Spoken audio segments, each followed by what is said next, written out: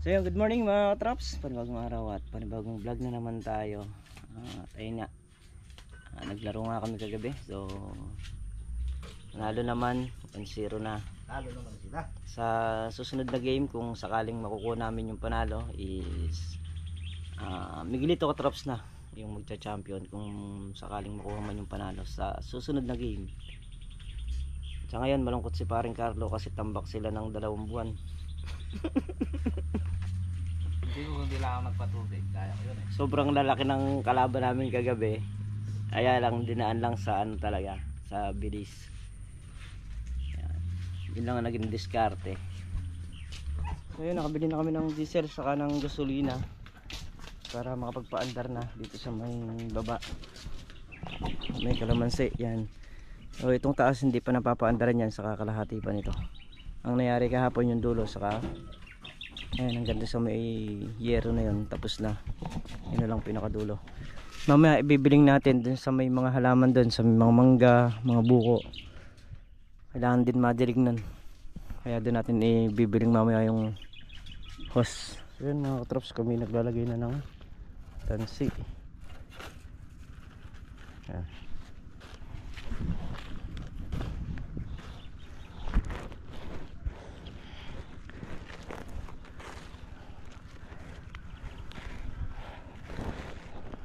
Pag natali na nila doon, pakakabatak natin dito para tayo naman yung magtatali rito.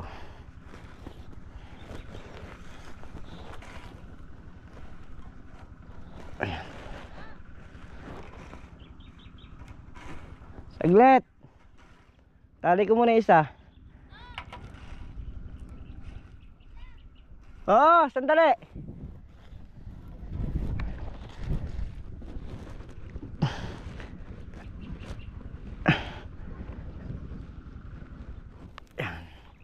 Okay na? Nakatali na yan? Ay, tali mo muna. Sige. Dito tayo sa... Hilahin mo, abot yan. Baka nasabit.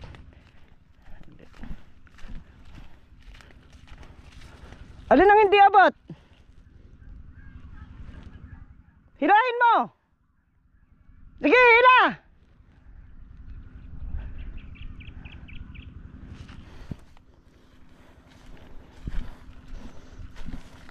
Tali ko muna to.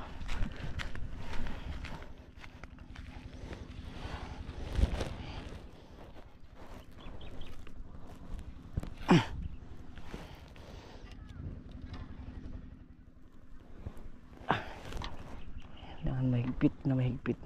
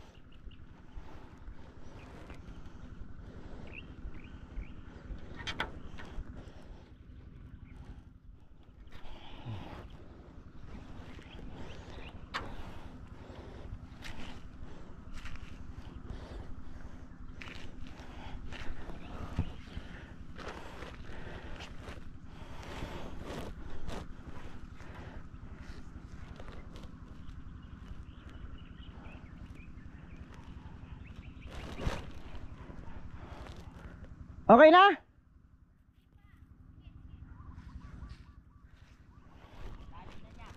Sige.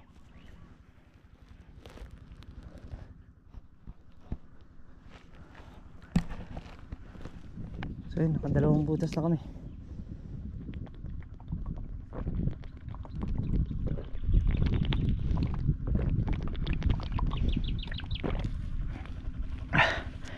Grabe init. Tuyo na naman yung mga halaman. Ay.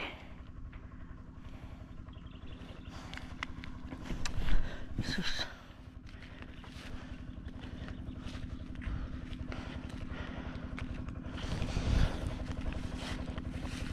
Ayan. Tuyo na naman sila.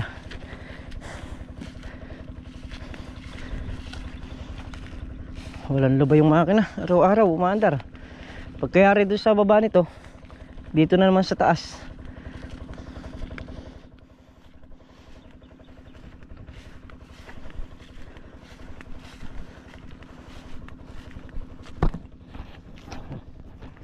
So yan kami lalagay na ng letting uli. Kumain lang kami ng tanghalian. Mabali alas 2 na rin ang hapon. Ay si Meltong Vlog, nag-grass cutter na rin nung sa may tabi. Pero hindi itatabi sa puno kasi nga para may depensa rin yung ampalaya. At pag mayari sa babang magpatubig, dito uli. Kung mayayari ngayon doon, bukas dito ulit tayo magpapatubig. Obligado natin patubigan. Sa tindi ng init sandali tuyo yung mga halaman. Ayun, kain mo yan. Ayan. Traps tayo malalay ng tali rito para hindi sila magkabuhol.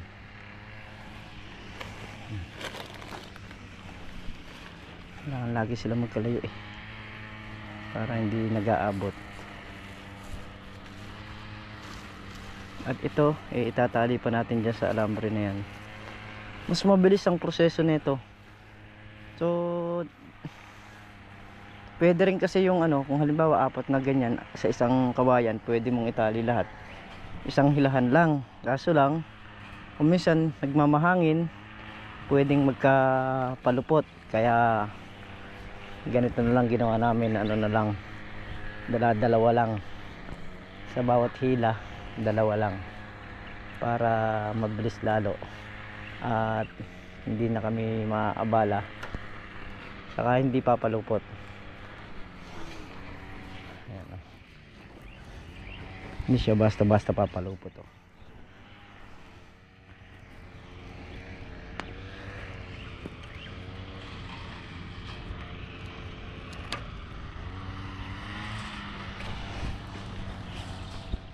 dahil sobrang tirik nga ng araw, kailangan magkarga ng tubig dahil laging uhaw. Ayan, pati may mga kasama tayo mga bata, so hindi naman bata na to, may mga edad na rin. Katulong natin dun sa paglalagay ng tansi.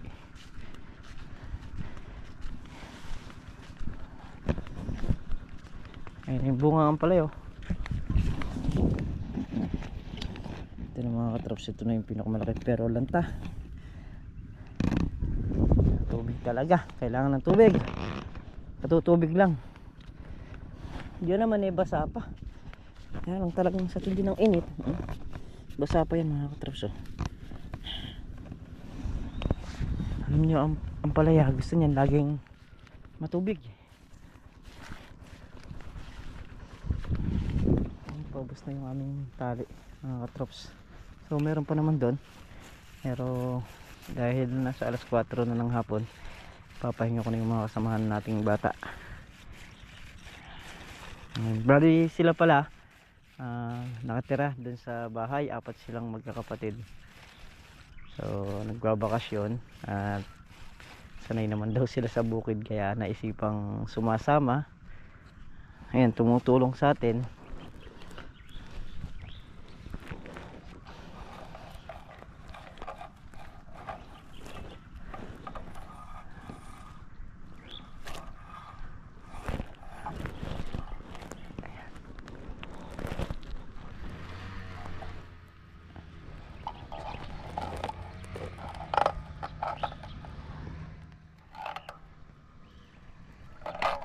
Ito hanggang bukas matatapos namin yung bubungin. Ayan. Makakayari kami sa aming binububungan dito hanggang bukas.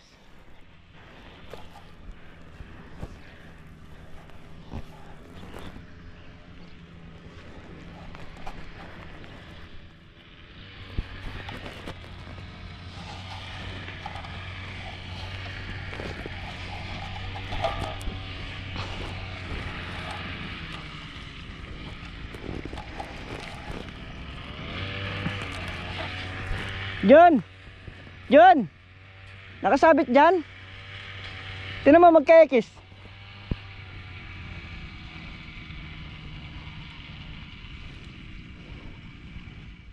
O baligtad. O dyan na lang.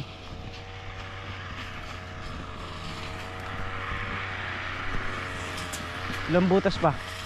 Isa, dalawa, tatlo. Tatlo. Tapos dito ko ano na lang, sisingitan na lang to. Tatlo. Apat. 5, 6. 6 na butas pa mga katrops. Bukas ng maga ang dadali na yan. So yun mga katrops, ito yung karugtong ng ating vlog. Nag-grass cutter na steamer tong vlog. Bibili tayo ng ng diesel saka gasolina para dito naman sa Ampalay sa taas. O yun yung ko natin, saka ulam bibili na rin tayo. Ngayon mga traps, start na ulit yung ating patubig.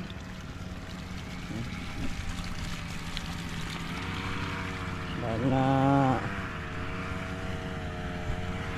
anong matuyo yung lupa, tubig na tayo rito.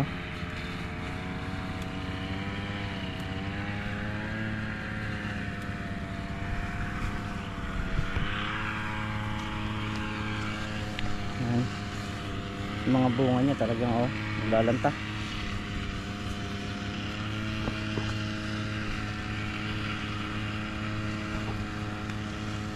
Mga bunga niyan pala nila.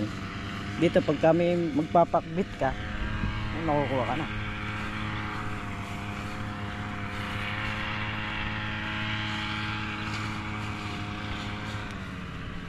Smell tong vlog, nag-grass cutter. Bali ito, ayun yung dinadamo niya. Yung gilid lang, pero yung gitna ng ampalaya hindi, kasi hahayaan nga natin dyan yan para may cover na rin yung puno.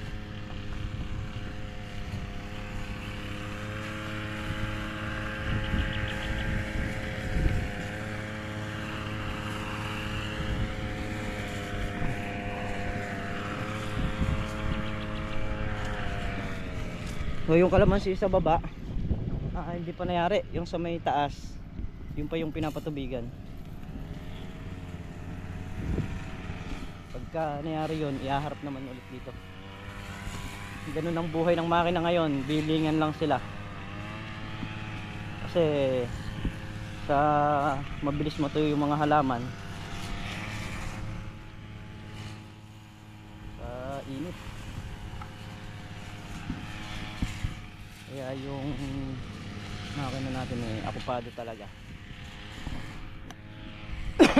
Ayan, bali hanggang dito yung tubig niyan. Yan. Hanggang dyan lang sa may hose na power spray na yan. At pagka nakasadsad na dyan, nilipat na natin sa kabila.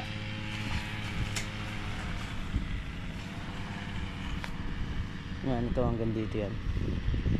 Lahat ng kaya natin paabutan dito sa may kawayan na yan, paabutan natin para konti na lang din yung sinasalubong ng isa. Kasi pagdating sa dulo, yun yung matagal na pinapatubigan nun, ang nasa dulo.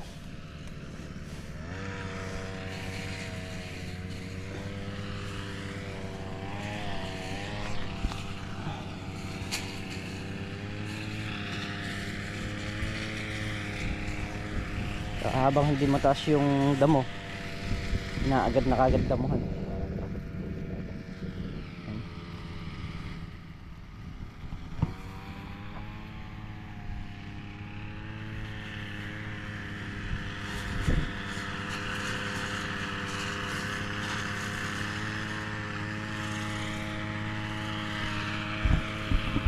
Ayun naman ayun yung mga bunga niya Ayan.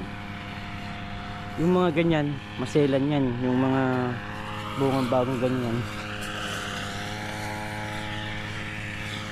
andun yung kasalanan.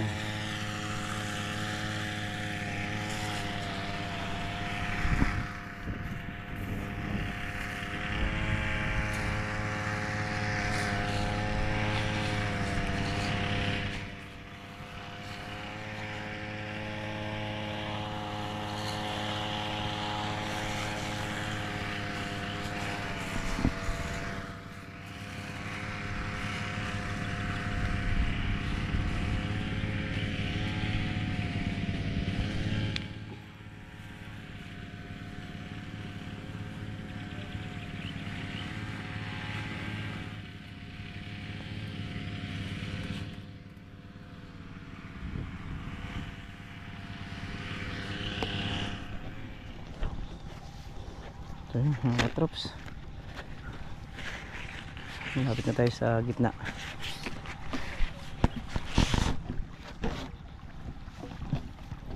Sad-sad na rin. Dito na tayo sa kabila.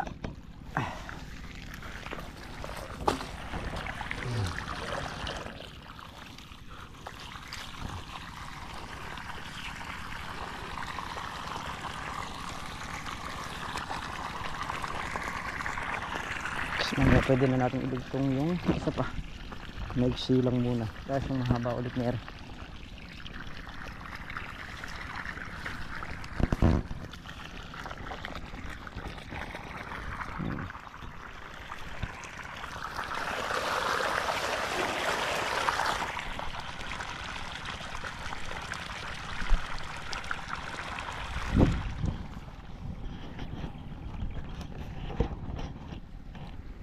Nakita natin yung lanta kahapon na to.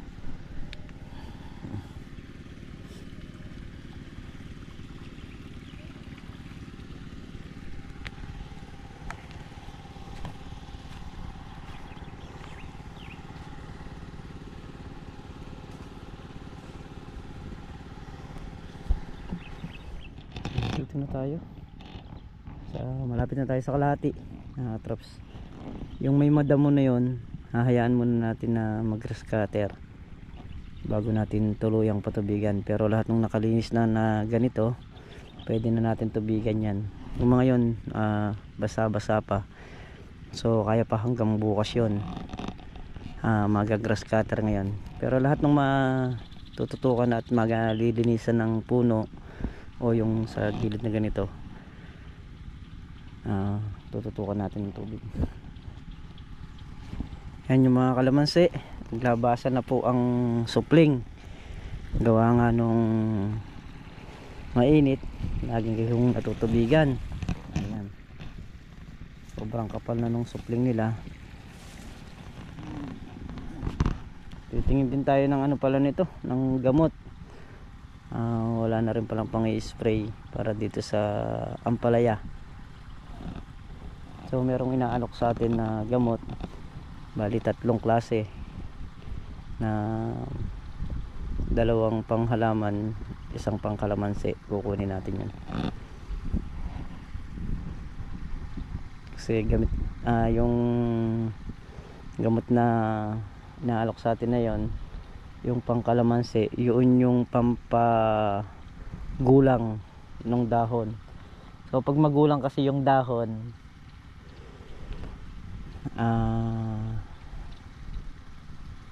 pag sinabugan mo ng pataba, mamumulaklak pag magulang na magulang. Pero pagka ang dahon ng kalamansi alanganin, tapos sinabugan mo siya ng pataba, nako, sayang lang ang isasabog mo, wala kang mapapala, sisiguraduhin ko. Kasi mag-aano yun, parang mamumutat, kumbaga sa mangga, magdadahon lang siya pero hindi siya maglalabas ng bulaklak. Tama, mayroong bulaklak na kasama pero pailan-ilan lang. Hindi kagaya nung pag tiningnan mo yung dahon saka yung sanga niya, doon kasi makikita yung pagpapabunga ng kalamansi. So hindi naman basta-basta nagpapabunga, kahit na sabihin tigangin mo ng 1 linggo yan, 2 linggo, kung wala pa rin sa tamang proseso, eka nga, hindi mo mapapabunga basta-basta. Yan, gaya nyan, Halos yung mga patabang kinarga natin, ayan na yon. Diyan kumakagat yung sa mga sanga-sanga na yan. Ayan, oh. Mata nyo, maputi siya. Saka yung sanga niya, iba pa kulay. So ibig sabihin, ano yan, nagmura siya. Iba kasi yung magulang eh, kita mo kagad sa sanga saka sa dahon, iba yung gulang na ako. So kahit na magulang na yung dahon niya, kung mura naman yung sanga na kinakapitan, wala rin. Sabugan mo ng pataba yun, wala kang pakikinabangan doon. Maganda nga tingnan yung dahon, kaya lang di naman nabibili. Alas, pupunta kang patay Para alas 7 makakauwi kami. oh. So ayun mga katraps, ngayon pa lang nangyari yung kalamansi na pinatubigan dito sa may baba. So bukas na natin ipagpapatuloy yung pagpapatubig dito sa taas. Tinutukan lang muna yung mga halaman doon, yung buko, yung mangga, yun muna yung tinutukan para isang diretso na lang nung hose doon. Ayan, so bukas na tutuloy yung pagpapatubig doon sa may taas. Pero itong baba, ayan, napatubigan ko na. Meron pa tayong sasalubungin doon, yung mga hindi pa na grass cutter. So lahat ng naka grass cutter, ayun, na patubigan na natin. Grabe tirik ng araw, kaya sandali lang eh tuyo yung ibabaw ng mga halaman. Tapos yung gamot pre, ikon mo rin para kung ano makuha natin kung bukas. Kung makukuha natin yan, hindi na muna ako bibili ng pataba niyan.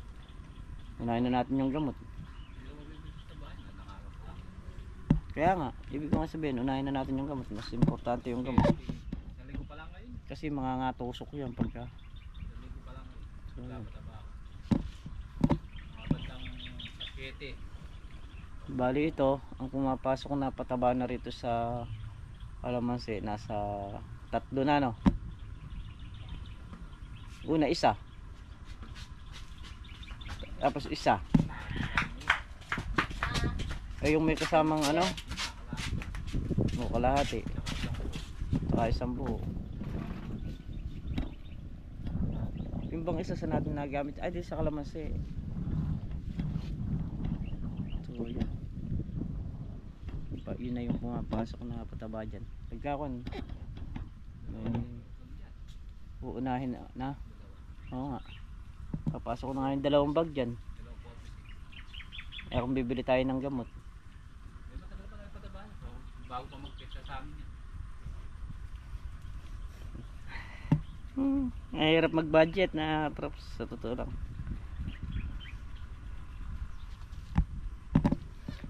Yun, sa mga halaman na tumutuloy.